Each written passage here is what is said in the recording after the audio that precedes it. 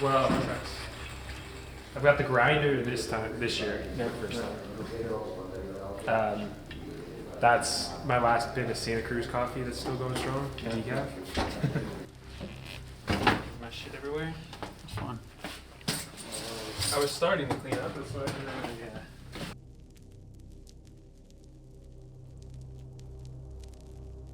Do you like racing?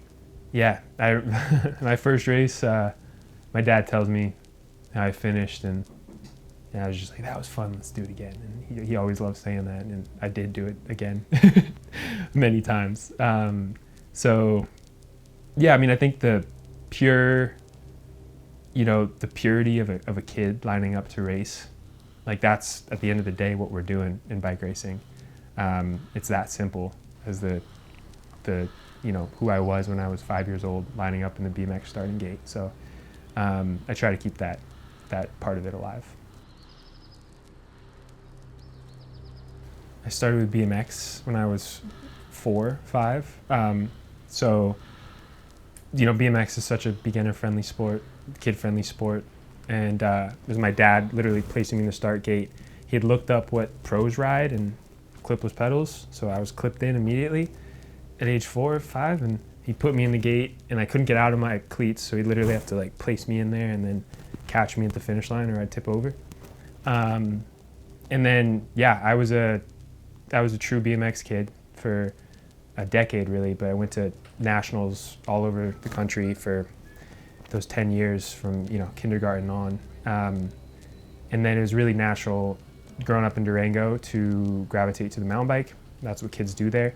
So that was kind of a different way to experience the bike. And just had such a strong community in Durango, Colorado. And I never really stopped riding since. The amount of trophies, BMX trophies that I have, that was really that's, they give you big trophies as a BMX kid. So my home in Durango, my parents' home, is just lined with BMX trophies all across the walls. And now it's, it feels like they're kind of relics and they're old, but they do tell so many stories. It's really the sum of all the races that I've done that, make it so special. Like all the different Holiday Inns, stayed in with my dad growing up, eating at Olive Gardens, because we're in Reno, Nevada, somewhere random. And there were just, I've had such a long career when you think about the races I had in elementary school. And then on the mountain bike, what really sticks out, the philosophy of Durango DVO, my youth program growing up, was to create lifelong cyclists and let kids really learn to love the bike for exploration, for seeing town, getting to know yourself. And there's so many rides like that where we showed up to practice and we didn't know what we were going to do, whether we were going to play foot down in the park or go on some epic hike-a-bike, ride. So it was really that exploration that I think, made me fall in love with the sport, paired with the competitive aspect of BMX. I have some moments where I stop and kind of look back and realize how far I've come. And it is important to do that every once in a while. And, we had a moment when I qualified where family really kind of, my mom sent me a text, my dad did as well. And it is special to kind of, think about where I came from. We, in so many ways you can talk about what's most important is the process and the journey, but at the end of the day, we're in this sport for the results and for winning. But I think the way that we define winning, or the way that you win, matters just as much as winning itself. The way that you apply yourself, the community you build, and how much love you've got for the sport. That's the biggest win, and oftentimes that translates to the literal win itself as well. Do you like the solids? Mm-hmm. They're my favorite. Yeah? By far. Nice. I have won at this point some big races, World Championship, some World Cups, and different disciplines. And at the end of the day, those medals, those trophies, they kind of they kind of just fade, and you know they're there as a memory. But when I fly home from a trip, I'm in a different setting all of a sudden.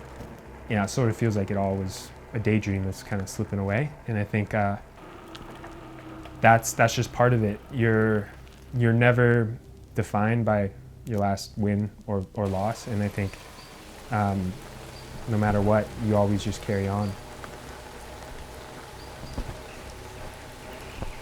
For me, meditating kind of clears away any of that temptation to really think of the narrative or think of the past, think of what's going to happen in that race, because you never know what's going to happen.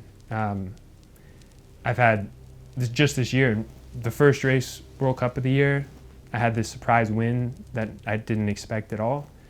The second race, I was lining up with a number 1 plate and hit a pole in the start loop 2 minutes in and was dead last for a while. So, it's just that kind of natural, ups and downs that, you can't really think too much about what's going to happen.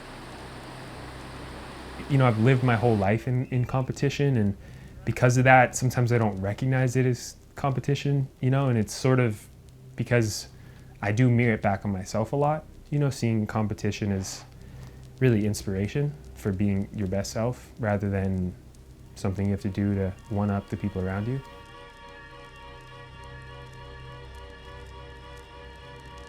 You're always changing, you're always evolving. I'm not the same athlete as I was 3 years ago, but the experience of winning those big races, you do have to kind of carry that with you and remember what you're capable of, and not take it for granted, not think, okay, just because I won, I've got that trophy, I'm gonna be that every time I line up, but use it to kind of motivate you and just realize that everything does change, and you don't know if you'll get those chances again, but that's why we work so hard.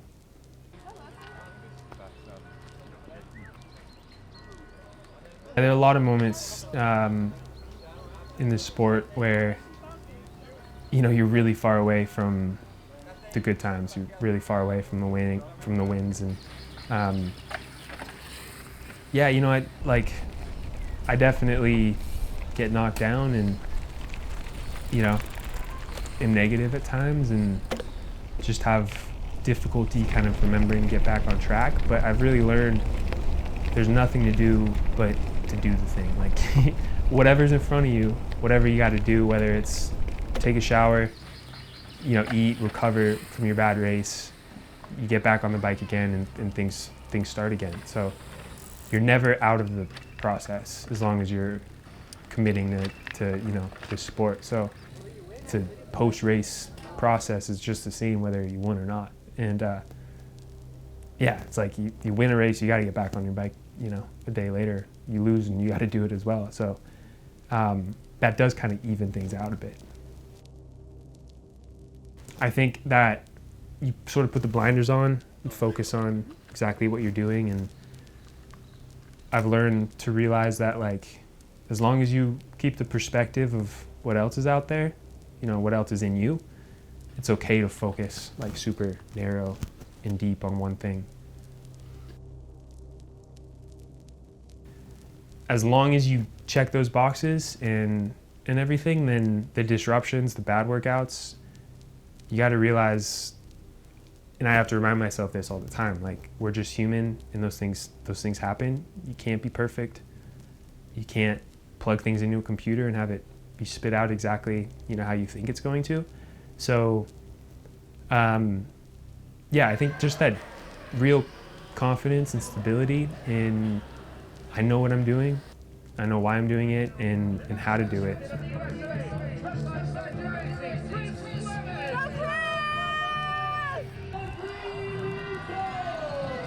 You'll never you've got talking to medals or trophies, you've got the memory of what it was, but you'll never get that moment back. So being there in the thick of it, and when I look back at my first World Cup win, I think of the one moment dropping in behind Nino in the last climb where there was nothing else in the world to me but that moment, and yeah, that's, I think, the pinnacle of what we're all looking for in sport. And it doesn't have to happen at a World Cup. It can happen at a, local Tuesday night crit or whatever it is.